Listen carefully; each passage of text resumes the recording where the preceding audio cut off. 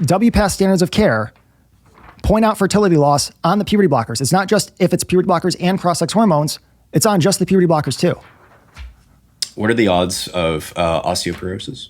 Of osteoporosis? That's why they're putting them on the cross-sex hormones. Yeah, because if they don't, they have to pull them off the puberty blockers. Yeah, what are the, first off, if it wasn't working for them, then they would just stop taking it like altogether, obviously. Like, it's not like these kids are being like held against their will, like, oh, hey, you have to take these puberty blockers or else, right? Except they kind of are. Except they kind of are. Do you have an example?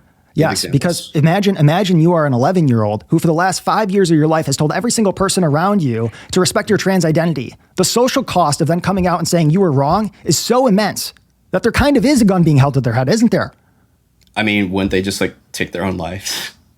And what I'm wondering is like, can you like demonstrate this happening, like at all? Demonstrate. I mean, we can speculate all day. What you just said. What I just said, that the social cost would be immense. Yeah, can you give like examples, like substantially, of kids who were like, oh my God, yeah, like I had my childhood taken away from me because of my, transgender affirming parents. Detransitioners. Yeah, and that's like 1% of the. No, but you're working into my hand here. The thing is, in order for someone to admit regret, there's such an immense cost there that's not really what we should be looking at, because the concept of the Oedipus trap is basically you've made a decision so drastic that to admit you were wrong would be so psychologically damaging you can't bring yourself to do it.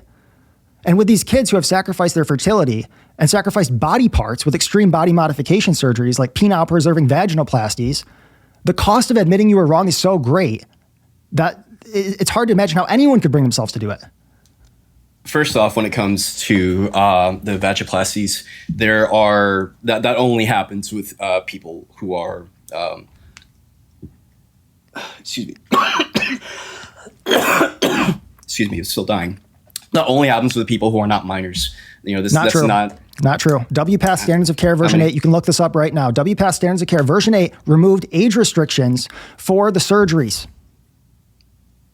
I have, and I can point you to the WPATH files where a doctor in messages from their internal message forum said that he has performed more than 10, I believe it's either vaginoplasties or phalloplasties on minors. That's an admission from the gender doctors themselves. They're doing this on minors.